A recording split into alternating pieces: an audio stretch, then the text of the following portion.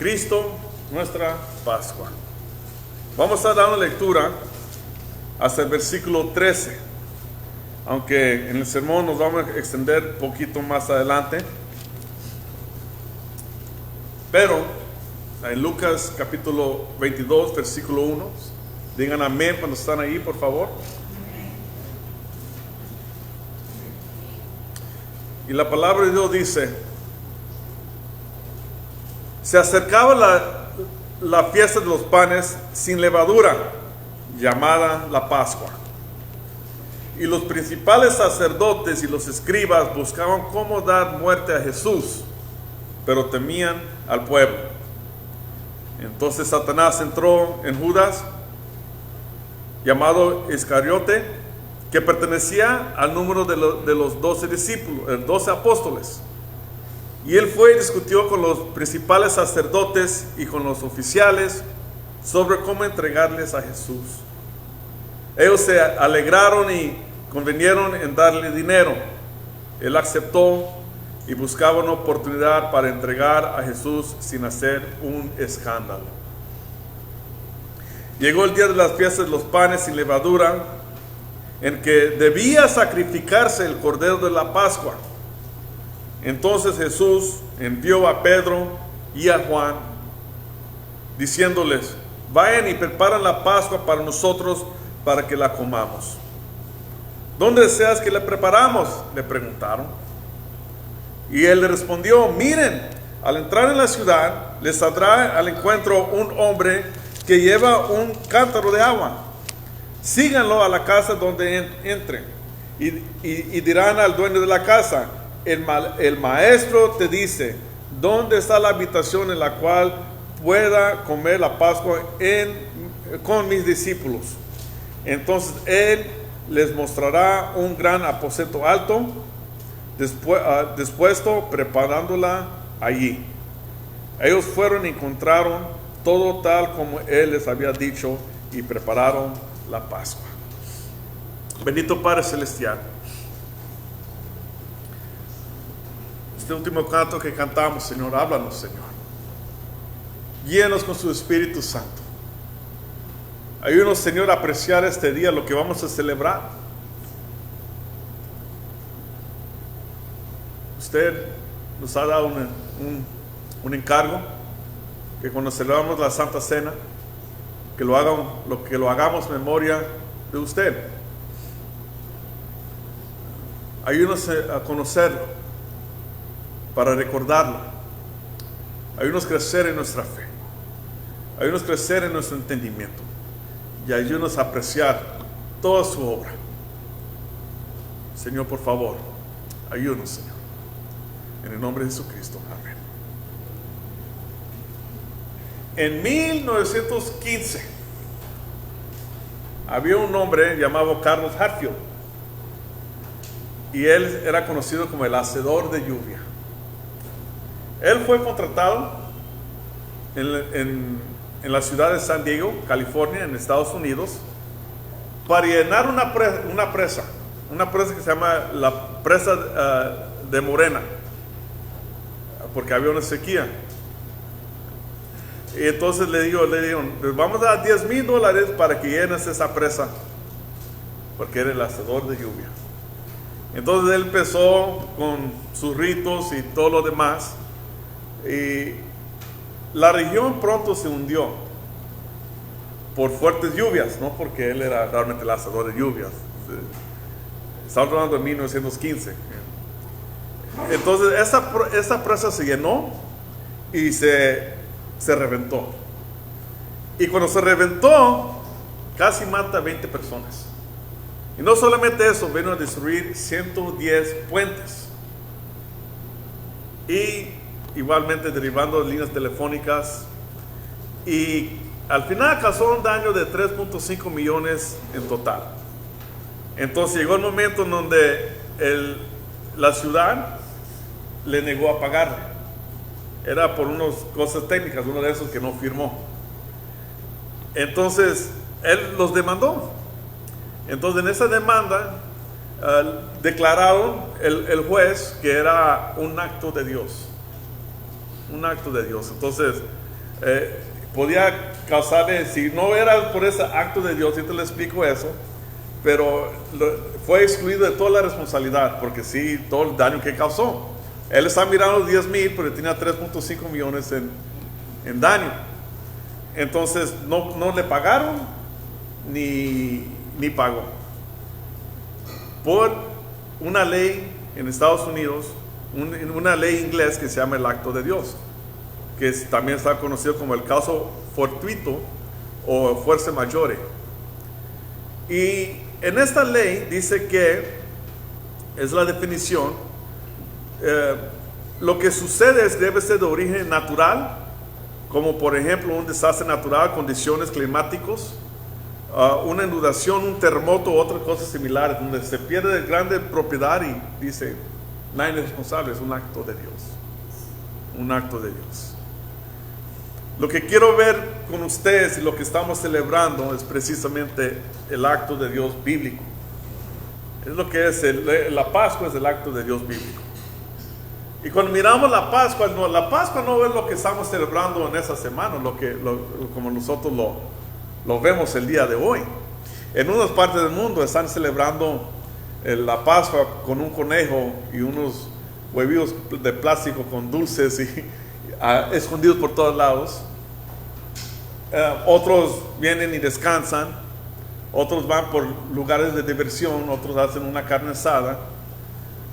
Y realmente es lo que se ha, otros no comen carne, comen pescado solamente.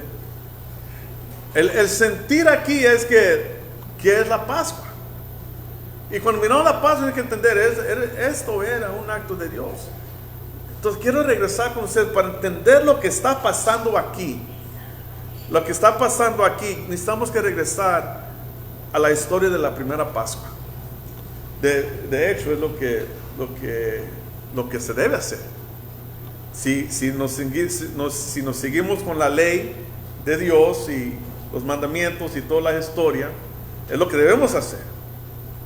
Pero lo más precioso de esto es que mirando ese acto de Dios, yo les digo ahorita, vamos a mirar a Cristo.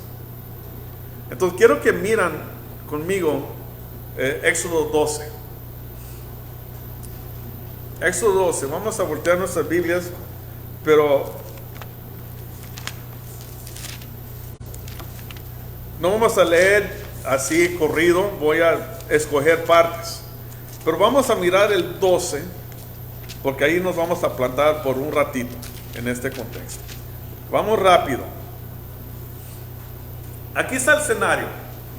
Llegando a este punto en el 12, cuando Dios está estipulando y dando instrucciones a Moisés de la Pascua, el escenario de Egipto era un estado de ánimo de caos.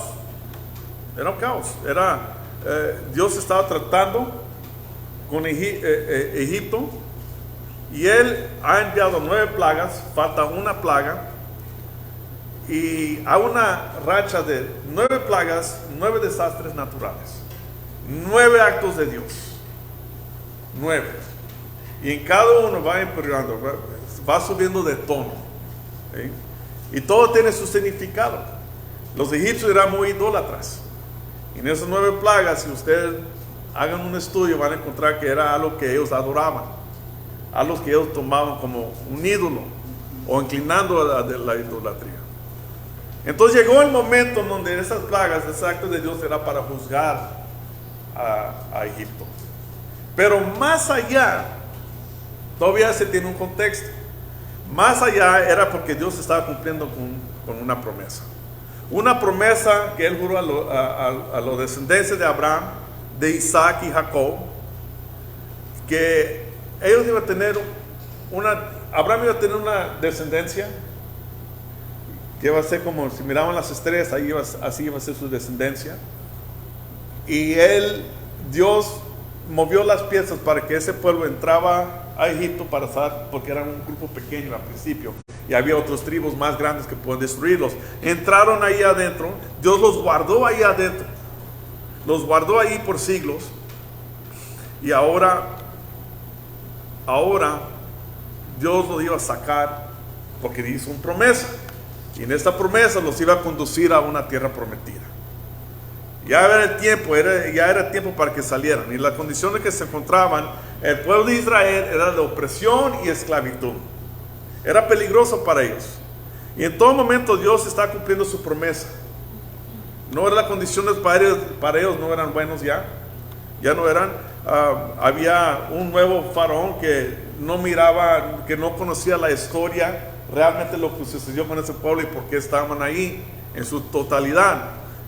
Este nuevo faraón y esos egipcios nomás miraban a este pueblo de los judíos y lo estaban mirando como una amenaza. Lo estaban mirando como una amenaza porque estaban creciendo en números y tenían miedo que los iba a venir y ponerse rebeldes y de ir de ahí porque eran trabajadores, era lo que eran, trabajadores. Bueno, el sentir aquí era que querían controlarlos. Entonces empezaron a hacer cosas malas con ellos. Primeramente, ser más dura con ellos y empezaron a matar a sus recién nacidos. Mira nomás rápidamente, Éxodo 2. Quiero inclinarme a estas palabras. 2, 23 y el 25.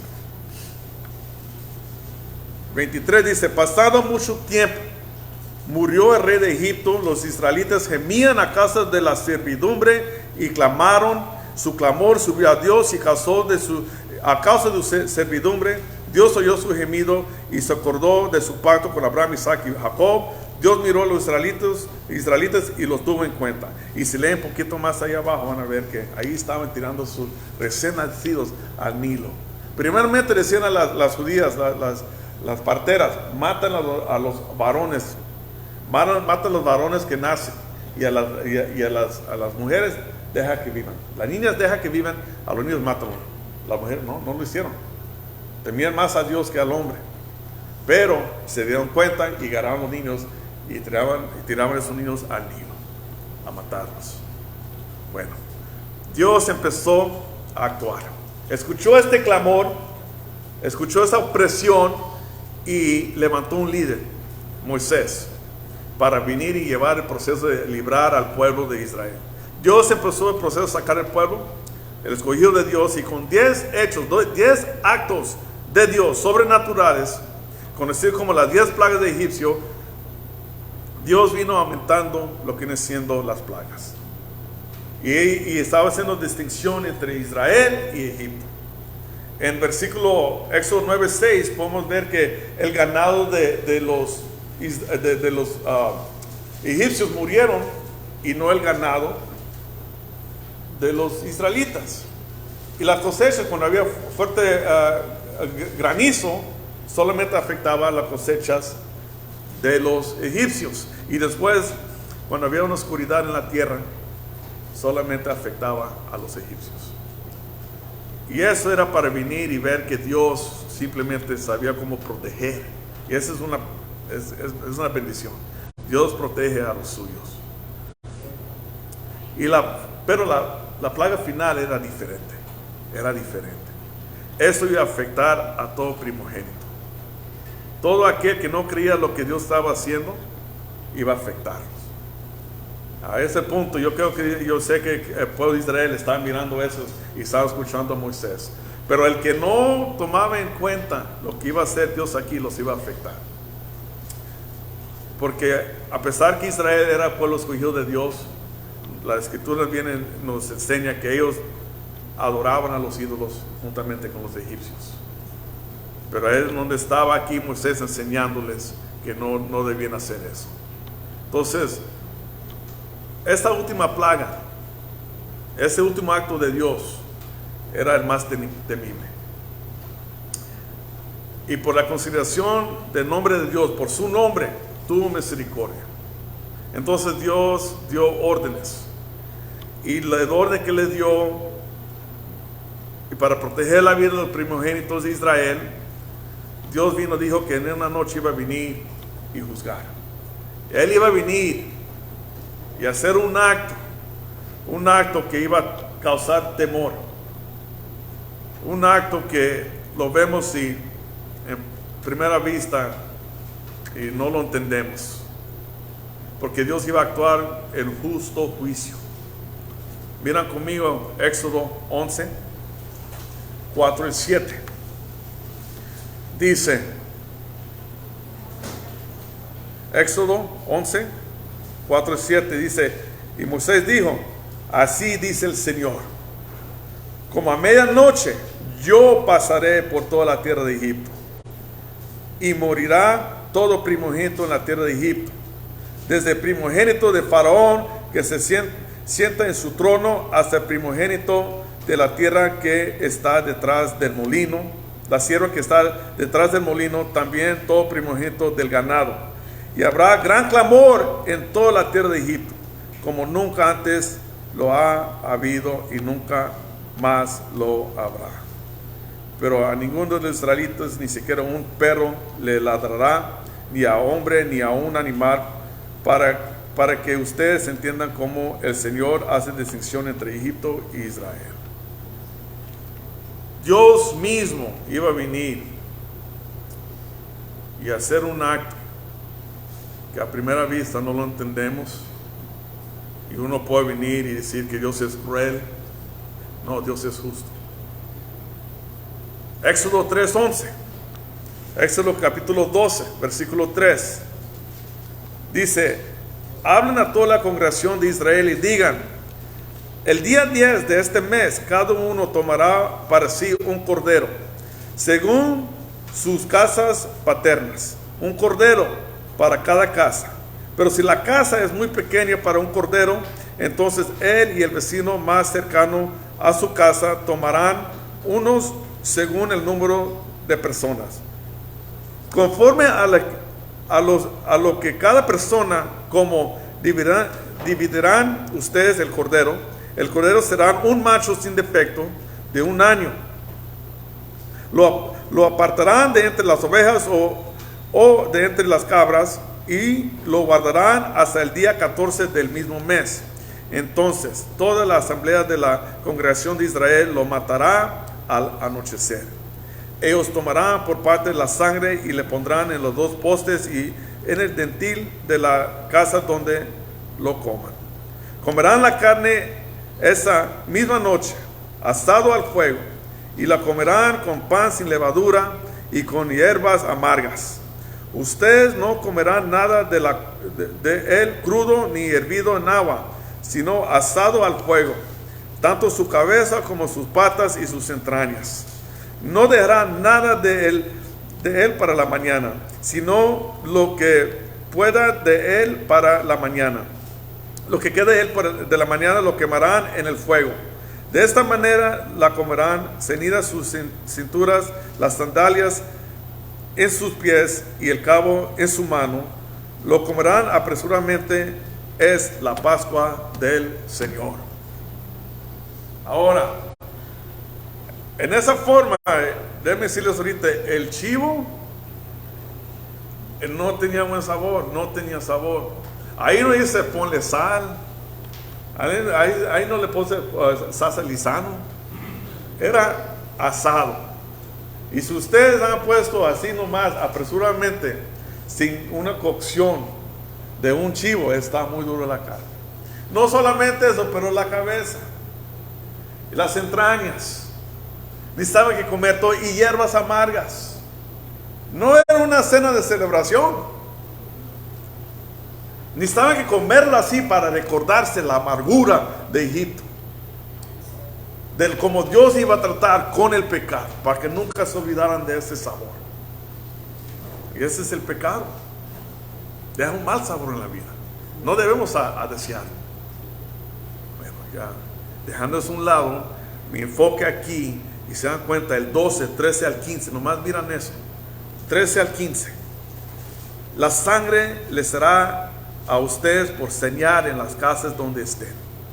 Fíjate nomás, eso también, la sangre, de mucho importante en las puertas. Cuando yo vea la sangre, pasará de largo.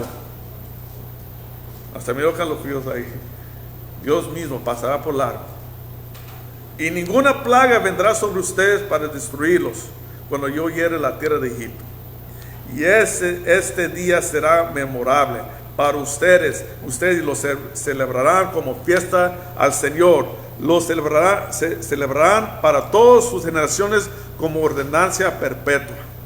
7 días comerán panes sin levadura. Además, desde el primer día quitarán toda levadura de sus casas, porque cualquiera que come algo leudado, desde el primer día hasta el 7º, esa persona será cortada de Israel.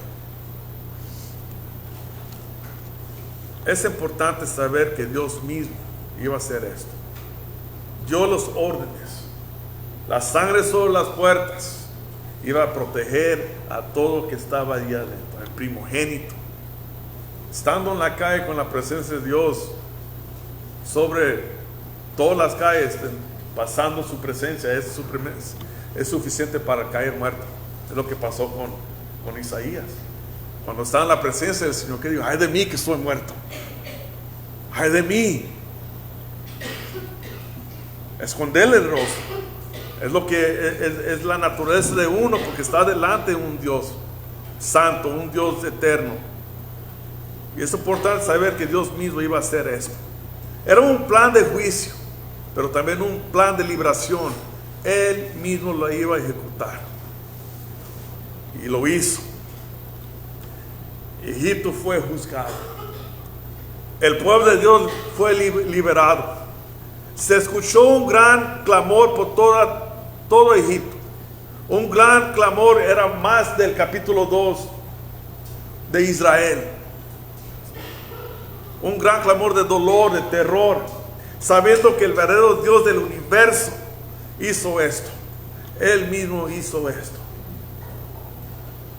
Y no había otra cosa que puede ser Faraón, porque también su hijo falleció. Dios dijo que iba a terminar con la vida de su primogénito, el segundo en el linaje de ser un Dios para Egipto, un ídolo para el pueblo. Le quitó la vida, y el pueblo se fue liberado para ir al desierto, para ir conduciéndose a la tierra prometida, y para que siguieran y que llevaban esto cada día. Entonces, cada año, entonces de entre 1300 a 1400 años, donde estaba el pueblo de Israel, por ordenanza divina, celebraban la Pascua. Ahora llegó el momento donde el acto de Dios se manifiesta de nuevo. Ya regresando a Lucas 22. Ya tenemos el contexto, ya podemos entender poquito, un vistazo poquito más de lo que Jesucristo está haciendo aquí. Lucas 22. Tenemos por tradición, tenemos aquí 1300 hasta 1400 años, donde el pueblo de Israel de nuevo se está juntándose. Es el momento donde están llegando todos para celebrar la Pascua, para tener esa semana, como nosotros decimos, Semana Santa, donde nos lleva el texto de hoy. Dios está a punto de concluir el propósito eterno en este día. La acumulación, porque 1300, 1400 años solamente era una acumulación a este día aquí. Y el nuevo significado que iba a dar. Eso es maravilloso, lo que vamos a celebrar el día de hoy, la cena del Señor, la verdad. Pero aquí lo que tenemos es la Pascua.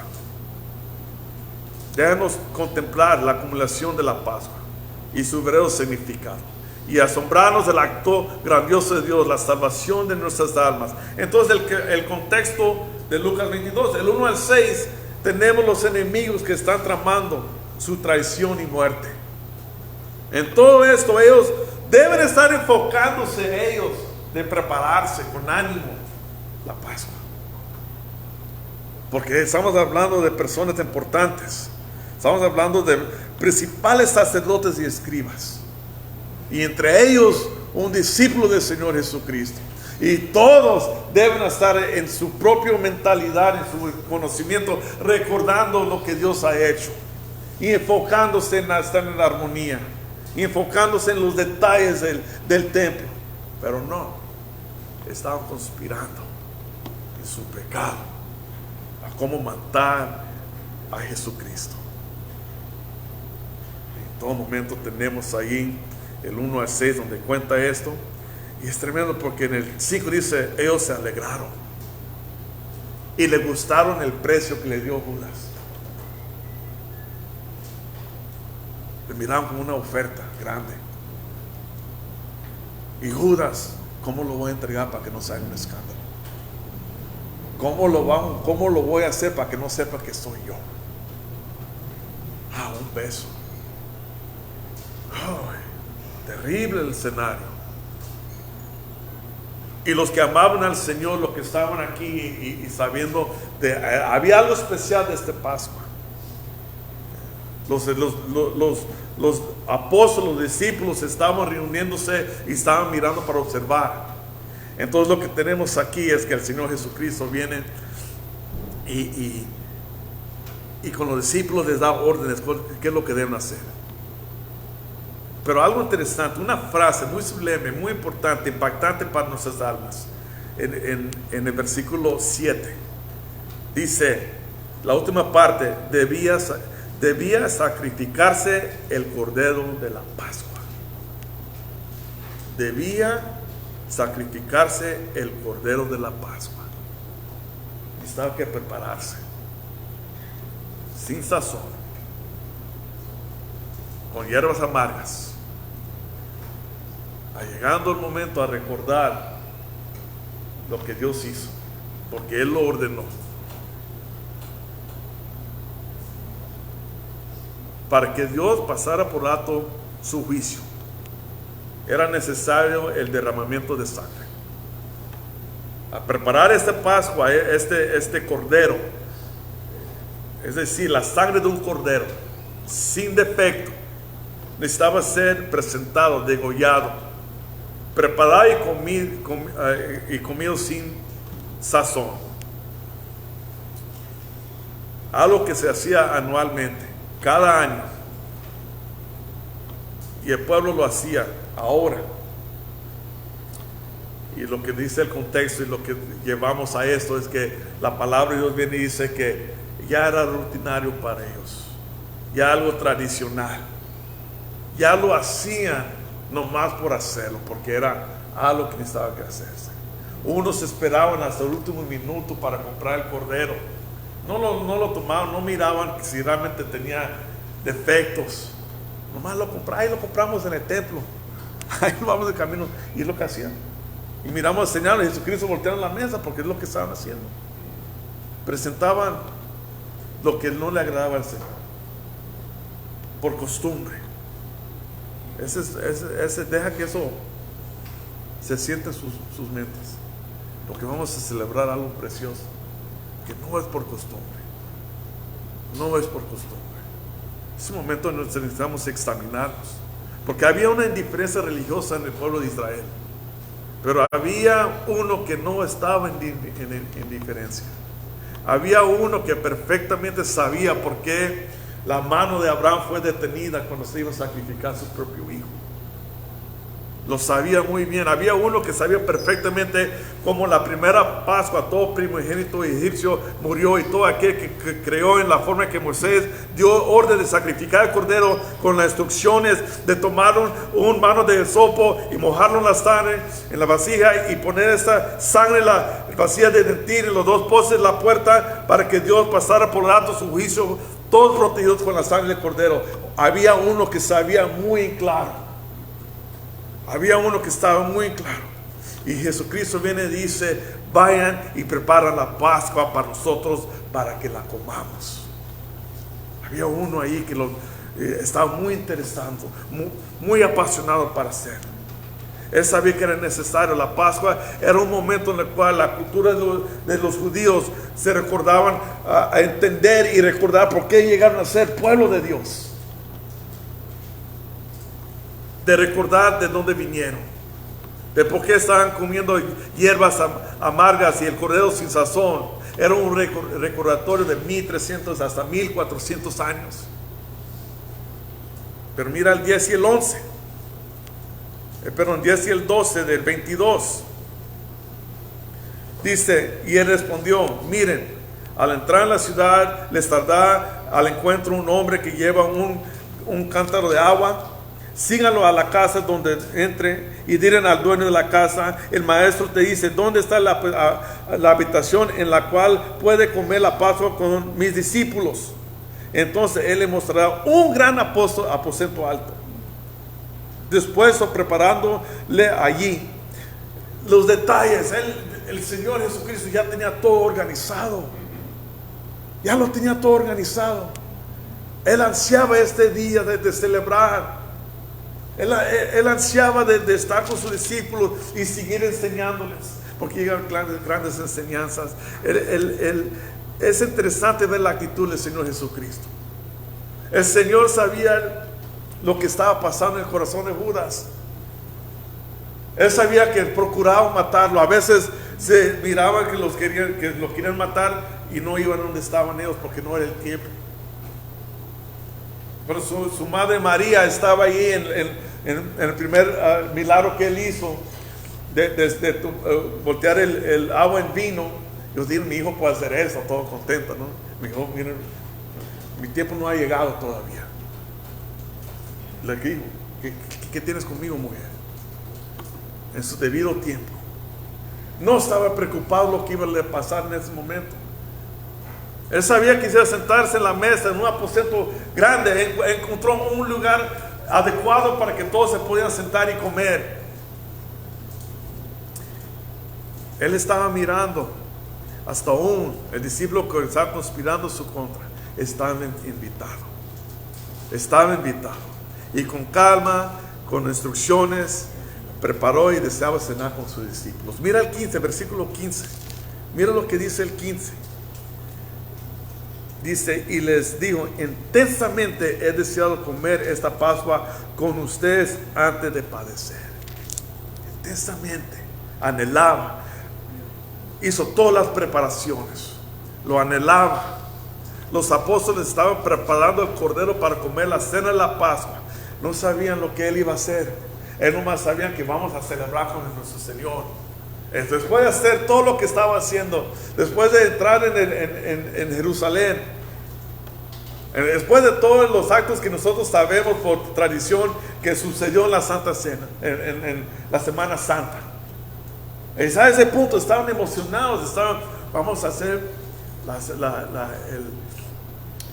celebrar la Pascua con nuestro Maestro, y va a seguir enseñándonos, y el reino de Dios se ha acercado y todo está bien. Pero la realidad era que el verdadero cordero de la Pascua, él se estaba preparando. Él se estaba preparando a entregar su vida por el rescate de muchos. Mira el 16, versículo 16, 22, 16. Dice: porque les digo que nunca más volverá a comerle hasta que se cumpla en el reino de Dios. Algo estaba planificando. Los apóstoles preparando el cordero para comer. Jesucristo preparando una cena más grande. Haciendo preparativos por lo que iba a venir. Ahorita vamos a mirar lo que era eso. Pero él estaba preparándose, entregándose con su pasión. Deseaba él hacer eso, a cumplir con las palabras de Abraham cuando su hijo Isaac le preguntó: ¿dónde está el cordero para el holocausto? Cuando iba a sacrificar a su hijo. Y la cual Abraham le respondió: Dios proveerá para sí el cordero para el holocausto, hijo mío. Con esa pasión, lista para entregarse, cumpliendo las palabras de Juan el Bautista. Cuando él vino, Juan el Bautista miró a Jesucristo y dijo: ahí está el Cordero de Dios que quita el pecado del mundo. Intensamente, dice el versículo 15, intensamente he deseado comer esta Pascua con ustedes antes de padecer. Entregar su vida. Está listo como un cordero enmudecido ante su trasquilador, listo para dar su vida para nosotros. Ese es el verdadero cordero pascual. Intensamente deseando comer con sus discípulos antes de sufrir en las manos con él que conspiraba contra él. Y todos que estaban conspirando contra él. Estaba preparándose. Pero algo todavía necesitaba que cumplirse. Algo más estaba sucediendo aquí, mis hermanos, que miramos la Pascua, entendemos esta parte ya, pero él está hablando más, él está hablando algo espiritual aquí, algo que cuando él hablaba parábolas y cuando hablaba cosas espirituales no entendían. Qué difícil sería para el Señor Jesucristo tratando de explicarles a sus discípulos, y que sus discípulos todavía no entendían. Y pueden tomar el tiempo de leer el contexto y decir, no entendían lo que él estaba pasando con el Señor Jesucristo. Y podemos mirar como él, más adelante en su oración, pueden ver lo que pasó con él. Pero precisamente en este momento, él estaba diciendo y le estaba dando realmente el significado verdadero de esta Pascua. El versículo 16, ¿qué es lo que dice? Porque les digo que nunca más volverá a comerla hasta que se cumpla en el reino de Dios. No entendían. Porque el 18 también dice algo similar al 18. Porque les digo que ahora en adelante no beberá del fruto de la vid hasta que venga el reino de Dios. Estos versículos indican que Dios tenía algo más grande preparado. La acumulación del acto de Dios, de todos los actos de Dios. Un plan perfecto. La preparación del verdadero Pascua. Con esas palabras Dios se está uniendo. Con esas palabras, el versículo 16 y el 18, Dios está uniendo el pasado, el presente y el futuro. Hablando de un plan perfecto. Si nosotros nos asombramos cómo con esta pasión del Señor Jesucristo, cómo preparó esta cena con sus discípulos, esta cena donde comieron el cordero, las hierbas amargas. Si nos asombramos cómo tenía todo y con esa pasión organizó todo para llegar a ese punto y decir esas palabras, asómbrase más en el gran plan divino de salvación que Dios ha preparado para nosotros. La Pascua en sí es un gran plan, planificado en la promesa, en el éxodo, en la sangre, Dios salvando a la gente para Él mismo. Tenemos a Cristo en este presente texto, el Cordero de Dios, el que el éxodo apuntaba, el último sacrificio que realmente satisfacía la ira de Dios. Porque el derramamiento de sangre es la única forma que se podía aplacar la ira de Dios. Y se volvió monótono por los sacerdotes, porque lo hacían día tras día. No tomaban la importancia. El pueblo de Israel se enfocaba más en los bienes materiales, que no le importaba qué es lo que entregaba al Señor. Pero había uno que miraba más allá. Y se presentó aquí. Y miramos el futuro, donde Cristo, el cumplimiento de esta Pascua en el reino de Dios, donde Cristo va a reinar en el futuro y todas rodillas se va a doblar y todos van a confesar que Jesús es el Señor divino. El cumplimiento completo de la obra de salvación, donde los futuros elegidos serán invitados a la cena de las bodas del Cordero, donde vamos a estar sentados en una mesa preparados por Él, levantando nuestras copas, dándole gracias a Dios. Y adorando y dando honor al Cordero por su sacrificio. En el futuro, todo esto Dios ha comunicado por medio de la Pascua. Creo que esa es la razón por la cual Cristo estaba ansioso de celebrar esta última cena con sus discípulos, porque dio un poderoso mensaje. Era necesario que el Cordero fuera sacrificado. Era necesario que toda la sangre se derramaba. Era necesario.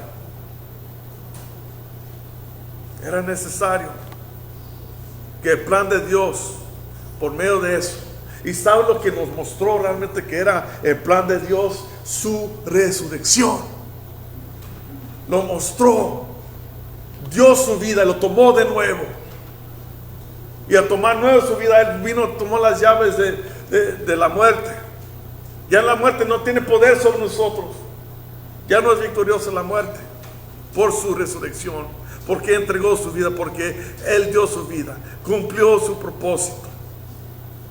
Ese plan de Dios es verdadero y se está cumpliendo en nosotros. Somos parte de algo cósmico, mis hermanos, algo eterno, algo totalmente espiritual. Y con su pasión, con su misión, su propia misión aquí, y deseando hacer esta cena aquí, en el texto, para cumplir con su misión. Esa es su pasión. Porque sabían esta cena les iba a enseñar. Iba a tomar esa religiosidad, esa Pascua, esa Semana Santa como nosotros lo conocemos, y la iban a convertir la Pascua entre la cena del Señor. Y cada vez que lo celebramos, haz esto en memoria de mí. Yo lo rescaté. Yo lo saqué de la esclavitud del pecado. El cristiano no debe ser monótono celebrando esta cena del Señor. Debe contemplar, debe examinarse, debe entender que este es más allá de algo tradicional, cultural, anualmente celebrado. Es intenso. Los discípulos estaban gozosos haciendo todos los preparativos. Ese mismo sentir queremos tener nosotros cuando nos presentamos delante del Dios, el Padre, Hijo y el Espíritu Santo. Porque lo que Él cumplió, Dios mismo obrando. Y Dios mismo, Espíritu Santo, todavía guiándonos. Ese Espíritu Santo, ese mismo Espíritu que descendió y hirió a todos en Egipto, la presencia de Dios, es el mismo que nos guía y tiene mucho cuidado de nosotros, porque sabe cómo proteger, sabe cómo distinguir, sabe cómo examinar, sabe cómo guiar, sabe cómo consolar. Es precioso. Pero la obra de Cristo en la cruz mueve todo para reconciliarse todas las cosas para Él mismo, redimiendo a la gente de toda nación, de todo pueblo, para la alabanza de su gloria. Y por tradición hablamos de la resurrección, y es precioso, y debemos recordarlo. En esos momentos vamos a celebrar la cena del Señor, y la cena del Señor nos manda a anunciar la muerte del Señor hasta que Él venga. Y si hay una muerte, cuando hablamos de la muerte, el Señor murió, entregó su vida, el Cordero, el verdadero Cordero, nuestro Cristo, nuestra Pascua, dio su vida, derramó su sangre, no había vida en Él, lo bajaron de la cruz sin vida, pero 3 días después resucitó. Anunciamos esta muerte y no nos avergonzamos de esta muerte. Y para muchos es locura esta muerte. Oh, pero su resurrección es victoria. Su resurrección es vida nueva. Su resurrección, nos dice, el Cordero fue a preparar su cena, donde estamos todos invitados, los elegidos. Todos. Y el cristiano dice, Maranata. Si ven pronto, Señor, yo quiero estar en esa cena. Yo quiero estar en esa cena. Yo quiero parar de sufrir. No quiero tener dolencias. No quiero tener problemas ya. No quiero tener preocupaciones. Yo quiero saber que cuando me voy de aquí, yo voy a su presencia y voy a sentarme en su mesa. Y solamente en Cristo, mis hermanos, solamente en Cristo, solamente profesando la fe, el tiempo avanza.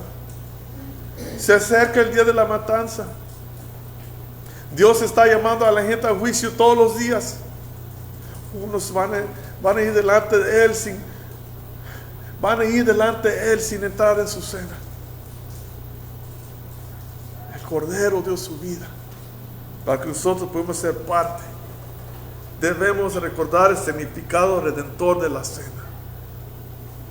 Recordar cuando Juan el Bautista miró a Jesucristo acercándose y aquí está el Cordero de Dios que quita el pecado del mundo. Juan estableció claramente el motivo de la venida de Jesús. Arrepiéntase porque el reino de Dios se ha acercado. Se ha acercado. Para vivir sus vidas alejados de Él. Escuchan la advertencia. Jesucristo mismo lo predicó. Y aquí está diciendo a los discípulos: es la última vez que voy a venir y cenar con ustedes. La próxima vez que voy a hacer esto, en el futuro ustedes van a estar sentados en la casa de mi Padre. Hay muchas moradas y hay una mesa allí donde los elegidos están escogidos por Él mismo, sentados allí. Es precioso, mis hermanos. Son ustedes la iglesia de Cristo. Y si no están invitados, si no están invitados, pídele al Señor que lo invite. Pídele una invitación. Esa es su alma, mis hermanos, que están reunidos, y lo que no han conocido, que no han expresado, no han confesado. Temo por tu alma. Temo que es lo más cerca, la Semana Santa es lo más cerca que van a llegar al cielo. Tradicionalmente, culturalmente. Cada día, cada año se celebra esto, y cada año un recordatorio. La tele está llena de programas, de películas, de escenarios bíblicos, del sacrificio, la pasión de Cristo. No se pueden escapar. Dios mismo estableció esto perfectamente.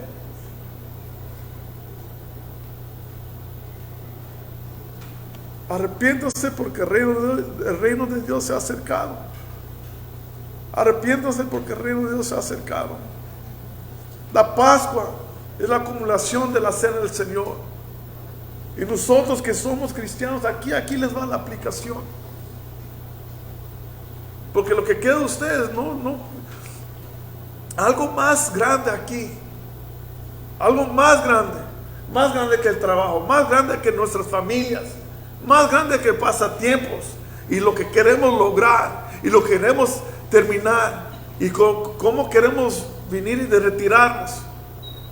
Algo más importante es, y sí está marcado por su resurrección, la resurrección de Jesucristo. En su plan